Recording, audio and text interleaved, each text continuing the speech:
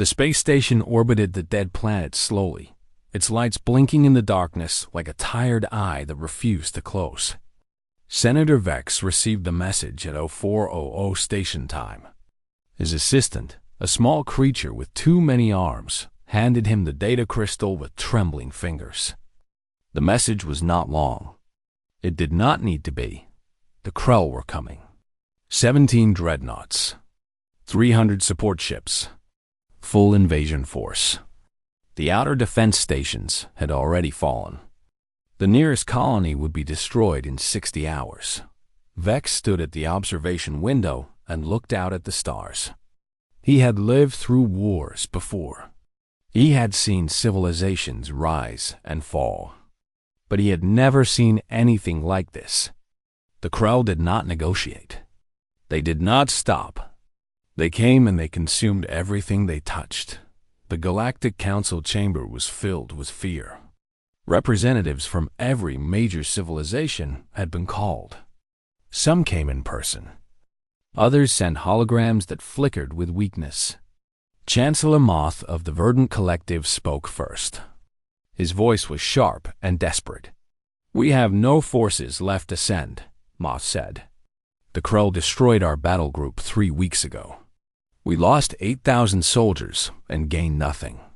The Terran representative, a woman named Susan Harris, listened without speaking. She was new to the council. Humanity had joined only 5 years ago, and many aliens still saw humans as children playing at politics. Harris knew this. She did not care. "We must evacuate," said another voice. "Move the population centers to the inner systems. The Krell cannot hold all the space. We will survive in hiding. That is surrender," Susan said quietly. Everyone turned to look at her. You would give the Krell everything they want and ask only to be allowed to live in the dark. Vex leaned forward. "What does humanity propose? Your species has no military force worth mentioning." Susan stood. She was not tall. By galactic standards, humans were weak. Their bodies could be broken easily. Their ships were small. Their weapons were not impressive. But when Susan spoke, people listened. "I am requesting authorization to send the USS Titan to your aid," she said. "Our warship. Our best. We will fight." The council chamber filled with noise, laughter, disbelief, insults. Susan waited for the sound to die. "One ship," Moth said. "You are sending one ship against 17 dreadnoughts."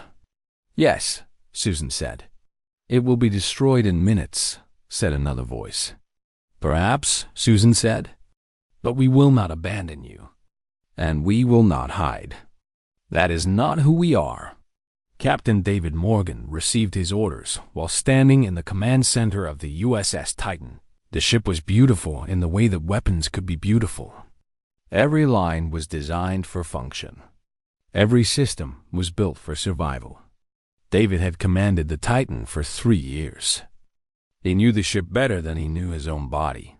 His first officer was Elena Reyes.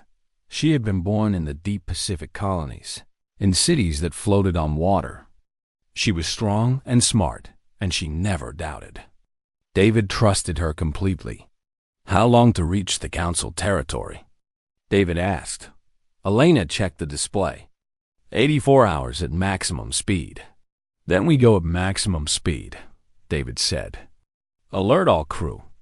The battle stations. I want every system checked twice. Weapons armed and ready. We are not going to this fight unprepared." The crew of the Titan numbered 412. They were young mostly. Average age was 28. They had trained in virtual combat scenarios and in real exercises against alien merchant ships that agreed to the practice. None of them had ever been in real battle. David called them all to the briefing room. He stood before them and said what needed to be said. "We are going to fight the Krell," he told them. "The council asked for help. We are going to give it. I will not lie to you. This is dangerous. People will die. We might all die. But that is the job. That is what we chose when we joined this fleet. He paused. The room was silent. The Krell think we are weak. They think humans are small animals that live on a planet with too much weather and too much danger. They are wrong. We survived on a world that tried to kill us every single day. We learned to live in fire and ice and storms and earthquakes. We learned to survive. And we learned to protect the people around us. David looked at each face. Those people in the council systems, the ones who are going to die if we do not fight, they are now our people. Different species, different worlds, different everything, but they are ours. And we protect ours. The applause started slow. Then it grew. By the end, the entire room was on its feet. Elena stood beside David as they watched the crew return to their stations. She did not speak at first. They are afraid, she said finally. Yes, David said, but they will fight. Yes, David said, because that is what we do. The Titan left Earth orbit 4 hours later. The ship cut through space like a blade through water, fast and true and dangerous. Behind it, the planet shrank to nothing. Ahead of it, the Krell Armada was moving forward, consuming everything in their path. David Morgan sat in his command chair and waited. The stars moved past. The ship sang with power. And somewhere out in the dark, an enemy that had never been challenged prepared to meet one. The Krell battle group came out of warp space with violence that shook nearby planets. Vexenarch, the Krell war commander, stood on the bridge of his main dreadnought and looked at the tactical display. The view showed what he expected. Weak defenses, desperate signals, prey animals running with no place to hide. The Krell were born to conquest. Their species had fought for survival on a world of predators and endless hunger. They had learned that mercy was death. They had learned that only the strong deserved to live. Now they were the strongest power in the galaxy, and they were going to prove it again. Vexenarch gave the order to begin bombing the outer colonies. The order was followed instantly. Weapons fire carved through the dark, bright and hot and final. 3 planets died in the first 2 minutes. 1 million inhabitants gone. Vexenarch felt nothing. They had resisted. That was enough. The USS Titan was 80 hours away from combat when David Morgan received confirmation from the Council. The colonies were gone. 3 entire planets destroyed. The civilian population had numbered over 8 million. All dead. Elena felt it first. She saw David's face change. She had never seen him angry before. She had seen him calm. She had seen him determined. She had never seen him angry. They destroyed the colonies, Elena said quietly. Yes, David said. 8 million people. Yes. David stood. He walked to the tactical display and looked at the data stream coming from the Council sensors. The Krell position. The Krell force strength. The Krell power. He looked at it all, and something inside him became harder than steel. How long now? He asked. 46 hours, Elena answered. Push the engines to 110% maximum, David said. I do not care if we burn them out. I do not care about anything except arriving faster. Elena made the order. The Titan's engines began to scream. The entire ship shook. Crew members held on to whatever was near them. The pressure suits activated automatically. But the ship moved faster. The Council sent another message. They wanted the Titan to stop, to wait for support, to think about survival instead of fighting. David deleted the message without responding. 40-5 hours later, the Krell sensors picked up the Titan on approach. Vexenarch looked at his sensor officer in confusion. One ship? The officer said. It is a single human vessel. Humans, Vexenarch said. The word was almost a laugh. The species from the Death World. The ones who just joined us 5 years ago. What should we do? The officer asked. Vexenarch looked at the display. One ship against 17 dreadnoughts and 300 support vessels. It was not a battle. It was not even interesting. "Let it come," Vexenarch said.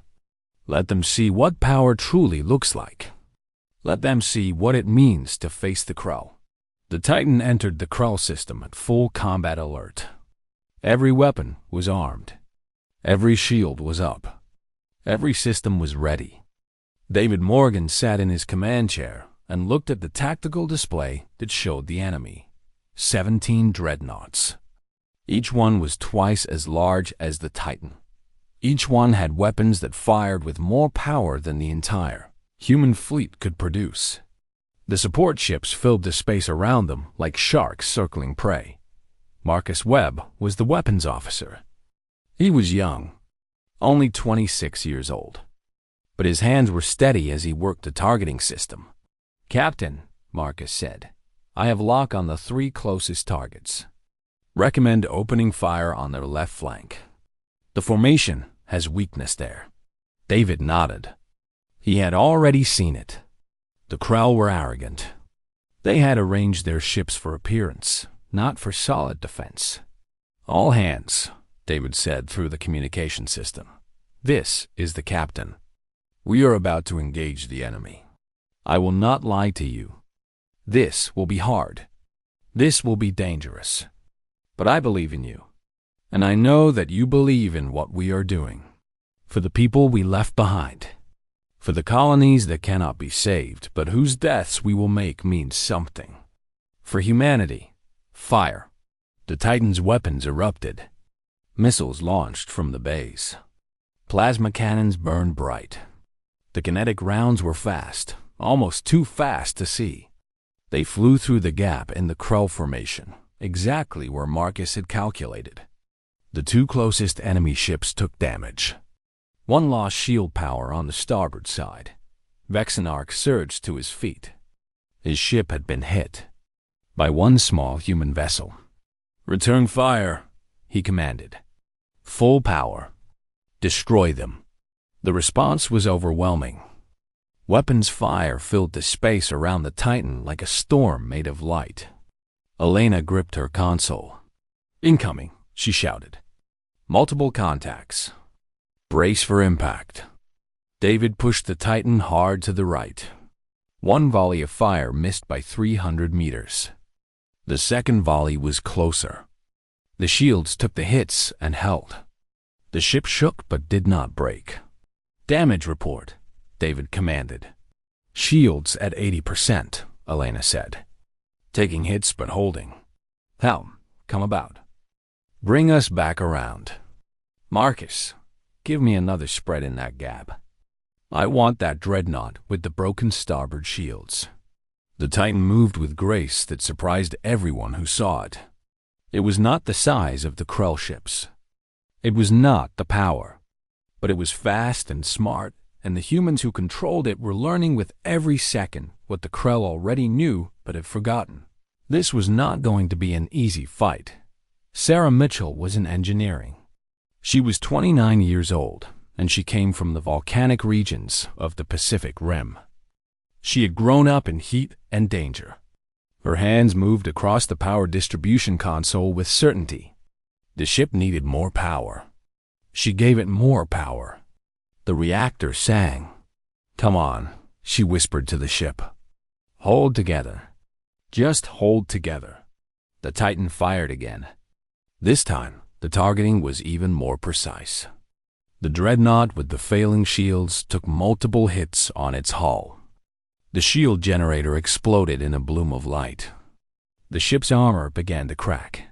For the first time, a Krell dreadnought had taken serious damage. For the first time, the Krell began to understand that they were not fighting animals. They were fighting something else, something that refused to die. Vexenarch ordered more ships into the fight. The smaller vessels charged toward the Titan. David saw them coming. "All weapons," he said. "Target the incoming fighters. Do not let them get close." The space around the Titan became a chaos of fire and death. The human ship was alone, but it fought like it had an entire fleet. It moved and turned and fired with a coordination that was born from desperation and courage and the absolute refusal to accept defeat. The first wave of Krell fighters was destroyed. The second wave was damaged badly. The Krell were losing ships faster than they had ever lost ships before, and the Titan was still firing. The Krell had never experienced what was happening. Their battles followed patterns that had been true for thousands of years. The enemy attacked. The Krell responded with overwhelming force. The enemy broke. The Krell won. This time was different. The Titan had taken damage now. Heavy damage. The starboard side of the ship was scarred with scorch marks. One section was venting atmosphere. 3 crew members had died when the bulkhead collapsed. But the ship kept moving. The ship kept fighting. David Morgan had blood on his face from a cut on his forehead, but he did not wipe it away. His eyes were locked on the tactical display. The Krell were adjusting their tactics. They were moving away from the Titan, reforming their line, preparing a coordinated attack on all sides at once. Elena understood what that meant. If the Krell got them surrounded, the Titan would not last long. They needed to do something that the Krell would not expect. "Sir," Elena said, "we cannot win a defensive fight. They will wear us down." David looked at her. He understood. He had been thinking the same thing. "Agreed," David said. "We go on offense." "Helm," set intercept course for the largest dreadnought. "Maximum speed." The crew heard this in disbelief. They were proposing to attack the biggest ship in the Krell fleet. It was madness. It was exactly what a desperate human would do. "All weapons charged to full power," David continued. "Fire the moment we are in range. Do not stop firing until I give the order. This ends now." The Titan accelerated into the Krell formation. There was no strategy to this move. There was only intention and will and absolute determination. The Krell saw it coming. They understood what the human was trying to do. They moved to stop him, but they were too slow. The Titan was faster and more maneuverable. It threaded through their formation with ease that made them look like they were standing still. The distance to the target dreadnought closed. 5,000 kilometers. 4,000. 3,000. Marcus Webb kept his hand steady on the weapons console. "Locked," Marcus said. Opening fire. The Titan's weapons had been upgraded before launch. They were not as powerful as the Krell weapons, but they were designed to punch through armor with precision and speed. The plasma bolts left the ship like angry stars. They hit the dreadnought dead center. The shields flared and failed. The second volley struck armor and tore it open. The third volley penetrated deep into the enemy ship's hull dot inside the dreadnought. Explosions bloomed. Systems failed. Entire sections of the ship decompressed. The magnificent vessel that had conquered 3 colonies now died in fire and dark. Vexenarch felt his ship die beneath him. He felt the power drain away. He felt his own confidence shatter like glass. The human had done what no enemy had ever done. The human had killed a Krell dreadnought in direct combat. The psychological effect was immediate and terrible for the Krell. The Armada had been invincible. The Armada had been unstoppable. Now one ship had proven that false. Now panic was spreading through the fleet dot in the outer systems. The remaining Council defense forces saw what had happened. They saw the Krell formation break. They saw the human ship emerge from the destruction with weapons still firing. They saw something that they had thought was impossible, a path to victory. The Council ships began to move forward. They came from hiding and from defensive positions. They came with weapons hot and intention clear. If humanity could stand against the Krell, then so could they. Sarah Mitchell was working on the Titan's damage systems. She had lost 2 of her engineering crew. She had lost her best friend, a woman named Catherine, who had served with her for 5 years. Catherine's body was still in the medbay. Sarah did not have time to cry. The ship needed power. She rerouted 3 distribution nodes that should have taken an hour to bypass. She did it in 20 minutes. The secondary shields came back online. The weapon systems recharged faster. Sarah was pushing the ship beyond its design specifications, and she did not care. The ship had to live. Everything depended on it. Elena called out damage reports that were getting better instead of worse. The Titan was taking less damage. The enemy was becoming disorganized. The formation that had been so terrible and awesome was breaking apart. "Captain," Elena said, "they are forming a withdrawal pattern. They are preparing to retreat." David watched the tactical display. Yes, the Krell were running. Not from weakness, but from the recognition that this battle had changed in a way that they could not accept. Their supremacy was gone, and they needed time to understand what that meant. "Do not pursue," David said. "Maintain position. Keep weapons ready. And call the council. Tell them the Titan is here and the Krell are leaving." The message went out across subspace. 3 dreadnoughts were damaged beyond immediate repair. 10 support vessels were destroyed. The rest of the Krell fleet was pulling back from the council systems. The invasion had failed. For the first time in 1,000 years, the Krell had been stopped. The celebration in the council chambers was immediate and overwhelming. But David Morgan did not celebrate. He sat in his command chair and looked at the casualty report. 43 dead, 92 wounded, and the knowledge that this was only the beginning. The Krell would return. They would come back better equipped and angrier than before. Elena approached him. "We won," she said. "We survived," David corrected. "Today. Tomorrow is a different day." "Still," Elena said, "the galaxy will remember this. The day that humanity refused to break." David nodded. Elena was right. But what she did not understand yet was what would come next. Humanity had proven itself in fire. Now humanity would have to prove itself again and again, in battles that would shape the destiny of the entire galaxy. The Titan drifted in the dark, wounded and exhausted and victorious. Behind it, the Krell fleet retreated toward the outer systems. Ahead of it lay a future that no one could predict, but everyone would remember. The repair dock in the Council space station was massive, but the Titan still looked small inside it. The ship was being worked on by thousands of engineers. Humans worked alongside aliens who were learning what human engineering required. The Titan had taken damage that should have been fatal. The fact that it still existed was a miracle of maintenance and will, and the absolute refusal of its crew to let it die. David Morgan walked through the corridors of the station, and everywhere he went, people stopped and stared. Some were afraid. Some were grateful. Some were calculating. He was no longer the commander of a backwater human vessel. He was the human who had killed a Krell dreadnought. He was the symbol of something new in the galaxy. Susan Harris met him in a secure conference room. She had been appointed as the ambassador to the council. It was a promotion that had come with authority and responsibility. "There are offers," Susan said, "from every major power.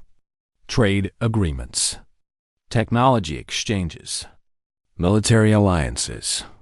They all want the Titan. They all want human ships." David listened without responding at first. He was thinking about Catherine in the medbay. He was thinking about the 43 crew members who would not be going home. He was thinking about how quickly things had changed from impossible to inevitable. What about Earth? David asked. "Earth is celebrating," Susan said. "The entire planet knows what you did. You are famous. The Council has already sent an envoy requesting direct communication with our government." "The Krell," David said. "What about them?" Susan's expression changed. This was the question that no one wanted to answer. "They are pulling back," Susan said carefully. "They are gathering their forces at the outer edge of known space. But they will return. Everyone knows it. Everyone is afraid." David nodded.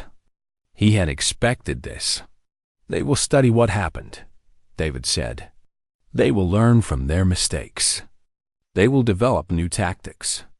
And when they come back, they will come with more ships and more determination. We bought time. That is all. We bought the galaxy time." Elena had been promoted to captain of her own ship. The council had approved the construction of 3 new human warships. The design was based on the Titan, but with improvements that the battle had revealed. The humans were building more weapons now, building more ships, building more soldiers. Marcus Webb had been offered command of a battle group. He turned it down. He wanted to stay with the Titan. He wanted to be there when they faced the Krell again, because he knew that was coming. They all knew it was coming. Sarah Mitchell had been invited to speak to engineers from a dozen different civilizations. She had explained the modifications she made during the battle. The engineers had listened with respect. Some of them were older than the entire human species. But Sarah had survived on a harsh world. She had learned to work with what she had and make it stronger. That knowledge was valuable in a way that they had not expected. The ceremony for the fallen crew was held in the station's memorial chamber. All 43 names were read. Not just names, but lives.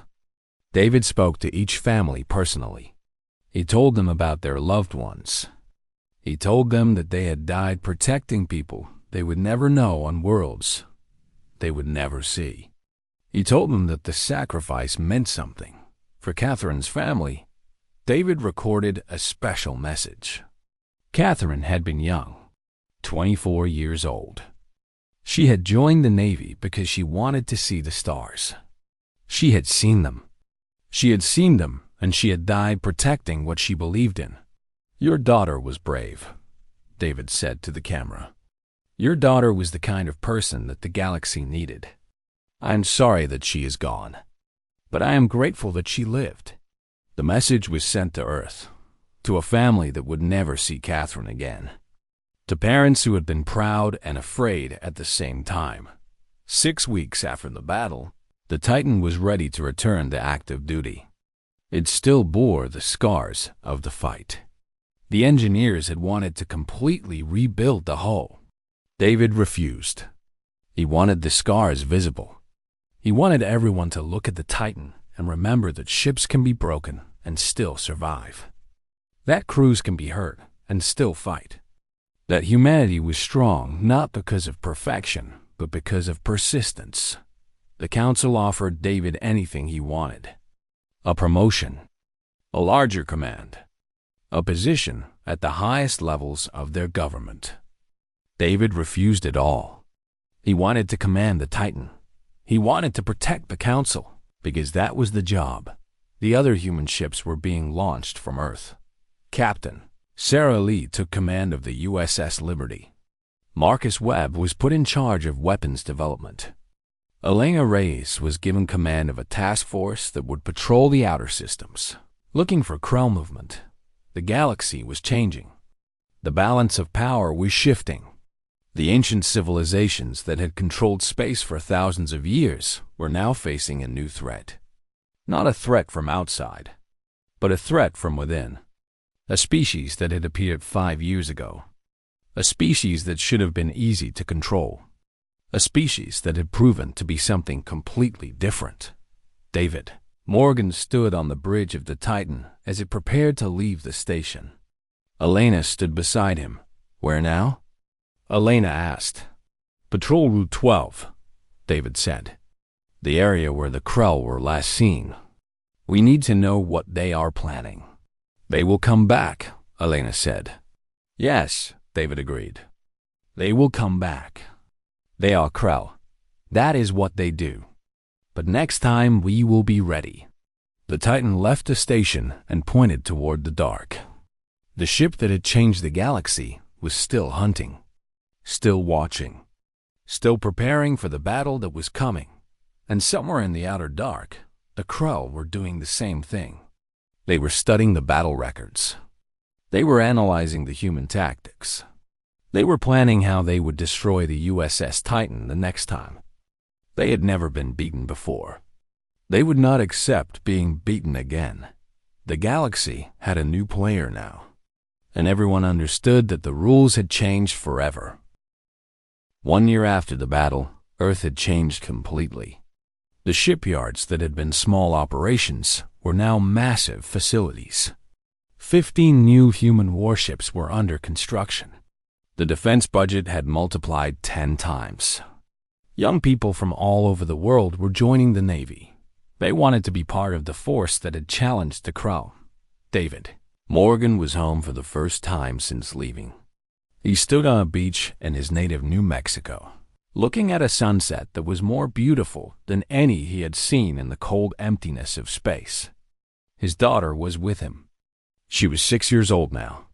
She held his hand without letting go. "Will you have to leave again?" she asked. "Yes," David said. "Soon. Will you come back?" David looked at his daughter. He wanted to promise her that he would always come back. He wanted to tell her that nothing bad would happen. He wanted to give her the certainty that all children deserve. But he was not going to lie to her. "I will try very hard to come back," he said. "But the Krell are still out there, and there are people who need protection. So I have to go." She nodded like she understood. Maybe she did. Children on Earth had always known about the dangers of the world. They had been born in a place where nature itself was a threat. They understood that some things were worth the risk. Elena Reyes was commanding the USS Liberty with Sarah Lee as her executive officer. Together, they were pushing the patrol routes deeper into space, looking for Krell, looking for signs of the next invasion, looking for the enemy before the enemy could become a threat. They found the first sign 90 days later. A small Krell probe. Not a warship. A scout vessel. It was obvious now that the Krell knew where Earth was. It was obvious that they were learning everything they could. Elena sent the data to David immediately. The message was clear. They are coming back. Not today. Not tomorrow. But soon. Marcus Webb was designing the next generation of weapons. He was working with alien engineers and human engineers. The designs were becoming something new. Not human. Not alien. But a fusion of both. Humanity had much to learn. But humanity had something to teach as well. The thing that humans taught was not about technology. It was about will. Oh. It was about refusing to surrender. It was about standing against impossible odds and not breaking. It was about protecting what you loved no matter what the cost. In the council chambers, there were new discussions. The old powers were making plans together now. The Trander, the Verdant Collective, the Council of Peaceful Species, and the humans, the newcomers, the species that had not been expected to matter. Susan Harris stood in the council chamber and made a proposal. Earth wanted to increase the size of the human fleet. Earth wanted to build orbital defense stations. Earth wanted to be part of the galactic defense structure. The other powers agreed. Some eagerly, some reluctantly, but they all agreed, because they had seen what the Titan could do. They had seen what humans were capable of, and they understood that the next time the Krell came, humanity would be standing with them. David Morgan received a message from his superior officer. He was being promoted to admiral. Not a position he wanted. A position he accepted because it was necessary. He would be in charge of the entire human battle fleet when it was complete. He would command the next fight against the Krell. He did not feel pride in this. He felt responsibility. That responsibility was heavier than any weapon. Sarah Mitchell had become the head of engineering for the entire human fleet. She was training other engineers, teaching them the methods that had kept the Titan alive. The philosophy that you do not give up. You do not surrender. You do not accept that something cannot be done. You find a way. The aliens learned from this. They had lived for thousands of years with the understanding that what was broken would stay broken, that what could not be done would remain impossible. Humans taught them that was not true. Humans taught them that anything could be repaired if you were willing to work hard enough. Got 2 years after the battle, the USS Titan returned to Earth. The ship that had changed the galaxy came home to the world that had built it. The entire nation celebrated. The ship was placed in orbit, and crowds of people came to see it, to see the scars, to touch the hull, to understand that a small group of humans had somehow done the impossible. David Morgan stood in his office at the new naval headquarters and looked at a tactical display that showed the outer systems. The crowd were gathering again. The probes had become more frequent. The military movements could no longer be hidden. It was going to happen again. The invasion. The fight. The chance to prove that humans were worthy of the trust that the galaxy had now placed in them. Elena came to his office, late at night. They did not need to speak. They both understood what was coming. Are you afraid? Elena asked. David thought about this carefully. Was he afraid? Yes, of course he was afraid. Only a fool would not be afraid of what was coming. I am afraid, he said, but I am not going to let that stop me. And I am not going to let it stop humanity. We have the chance to be something in this galaxy. We have the chance to matter, and we are going to take that chance. Elena nodded. She understood. She had been born on a world of water and storms. She understood courage because she had lived with danger every day of her life. The crew is ready, she said. They know what is coming. They are ready to fight. Good, David said, because the crow will come. Not tomorrow, not next week, but soon. And when they come, we will be waiting. The Titan hung in orbit above Earth, scarred and powerful and ready. The ship had been built by humans who understood what danger meant. The ship had been crewed by humans who understood what sacrifice meant. The ship had proven that humanity belonged in the stars, and now humanity was preparing for the next battle, the next chance to prove themselves, the next opportunity to show that a species from a harsh world, born in fire and ice and storm, could stand against any enemy and would not break. The day the Titan had entered the fight, the galaxy had changed forever. But the change was not complete. It was only the beginning. There would be more battles. There would be more sacrifices. There would be more opportunities for humanity to show the galaxy what they were made of. David Morgan looked at the display and saw the future approaching. It was dark and uncertain and dangerous. But he was ready, because humans were ready, because the species that had learned to survive on a world that wanted to kill them every day understood that surrender was not an option. Not when lives depended on them, not when the galaxy was watching, not ever. The USS Titan was ready. The crew was ready. Humanity was ready. And the story of that single ship entering the fight, the ship that changed everything, was only the beginning of a new chapter in the history of the galaxy.